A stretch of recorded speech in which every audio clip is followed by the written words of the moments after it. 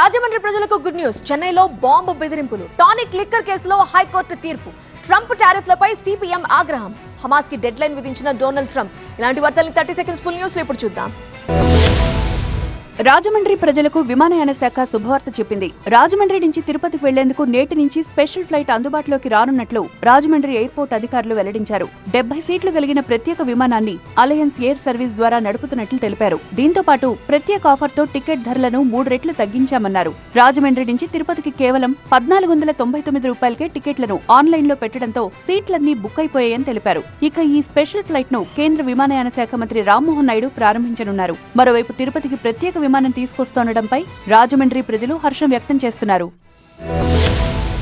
చెన్నైలోని 9 విదేశీ ఎంబసీలకు బాంబు బెదిరింపు మెయిల్స్ కలకలం సృష్టించాయి. చెన్నైలోని తేనాంపేటలోని అమెరికా కాన్సులేట్ సహా Singapore, Korea, Sweden, Australia, Sri Lanka, Britain మొదలైన 9 ఎంబసీలకు ఈమెయిల్ ద్వారా బాంబు బెదిరింపులొచ్చాయి. కరూర్ తొక్కిసలాట ఘటన, డీఎంకే మాజీ మంత్రి సెంథిల్ బాలాజీ పేర్లను ప్రస్తావిస్తూ 10 వేర్వేరు ఈమెయిల్ ఐడీలతో డీజీపీ కార్యాలయానికి బెదిరింపులొచ్చినట్లు పోలీసులు తెలిపారు. విదేశీ ఎంబసీలకు బాంబు బెదిరింపు మెయిల్స్ రావడంతో అప్రమత్తమైన భద్రతా బలగాలు గాలింపు చర్యలు చేపట్టాయి. అన్ని కాన్సులేట్స్ లో బాంబు స్క్వాడ్ బృందాలు, డాగ్ స్క్వాడ్ల సాయంతో క్షుణ్ణంగా తనిఖీలు నిర్వహించినట్లు చెన్నై పోలీసులు తెలిపారు.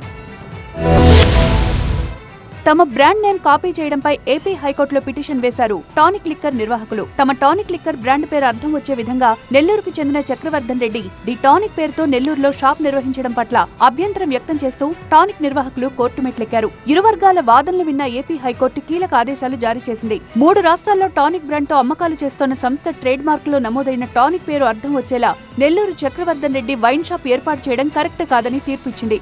దీనిపై విచారణ జరిపిన high court tonic trade mark brand పేరు వేరే ఎవరూ వాడొద్దని ఆదేశాలిచ్చింది.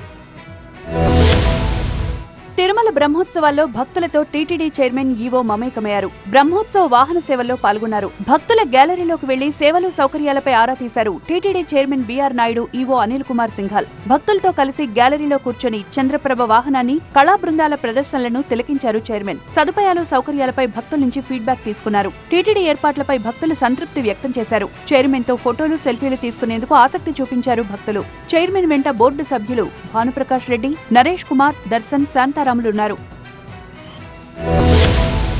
అమెరికాలో దెబ్బతిన్న పెట్టుబడిదారీ సామ్రాజ్యవాదాన్ని పునరుద్ధరించుకునేందుకు ట్రంప్ సుంకాల పేరుతో ప్రపంచ యుద్ధం చేస్తున్నారని, ఉగ్రవాద యుద్ధంగా ఇది సాగుతోందని సిపిఎం పొలిట్ బ్యూరో సభ్యులు బివి రాఘవులు అన్నారు. పరోక్షంగా మన దేశ విదేశాంగ విధానాన్ని ట్రంప్ దెబ్బతీస్తున్నారని ఆయన పేర్కొన్నారు. ట్రంప్ ఉగ్రవాద నిర్ణయాలు, మోదీ మౌనం అనే అంశంపై సిపిఎం విజయవాడ నగర కమిటీ ఆధ్వర్యంలో ఓ సమావేశం జరిగింది.